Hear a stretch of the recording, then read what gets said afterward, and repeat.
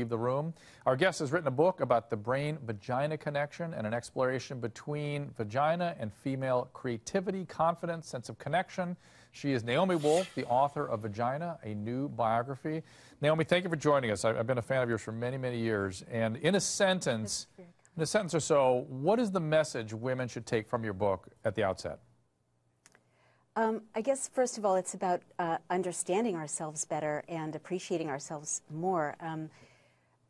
Basically, I learned that the insights that we have about female sexuality are about 40 years out of date, and that there's a whole array of amazing scientific discoveries that are not widely reported about female arousal and orgasm and desire. But the fact that we don't know this information is, I think, part of why 30% of women, even a very hyper-sexualized culture, don't they have low libido, and another 30%, some of the same women and some different women, say that they don't reach orgasm regularly when they want to. So these new discoveries really kind of change our idea of what female sexuality is. When you say that we don't know about this, this is axiomatic in medicine and in people who deal with this stuff. Who is the we that doesn't know this? Well, I follow female sexuality carefully, and I was astonished by some of the things I learned when I started to interview scientists at the cutting edge of what I've come to think of as the brain-vagina connection. For example, we still talk about the clitoris and the vagina as being different, and the G-spot being separate from the clitoris. And there's been like a war about these two parts of women back to Freud and through Scherheit in the 70s. But anatomists have found that there's a neural arm at the anterior of the female pelvis such that the clitoris is the north of it and the G-spot is the south.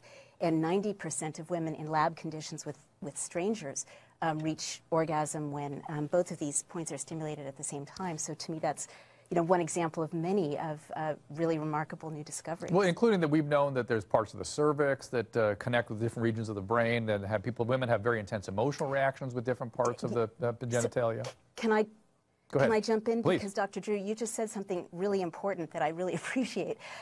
Dr. Barry Komisarek at Rutgers and Beverly Whipple indeed did an experiment, a series of studies last year that found that, just as you're saying, the mouth of the cervix lights up different parts of the brain associated with different emotions and brain functions. And this is just one example of that incredible brain-vagina connection, which should lead us to appreciate our sexuality and our minds, in new ways. But a lot of people who are not familiar with this information, you're in the minority, are very, very surprised to learn that neuroscience is finding many layers of a brain-vagina connection. In fact, so much, we've known this for so long as physicians. There are neurosurgeons out there that implant devices in the spinal column to give women orgasms. They know exactly how to manipulate the spinal activity and so. Anyway, let's go to some calls. Nancy in Louisiana. Nancy, what's up? Good heavens.